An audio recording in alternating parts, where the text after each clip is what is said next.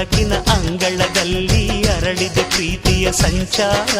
ದೇವರೇ ಬಂದರು ನಾಚಲೇಬೇಕು, ಸ್ವರ್ಗವೇ ನಮ್ಮಿ ಸಂಸಾರ.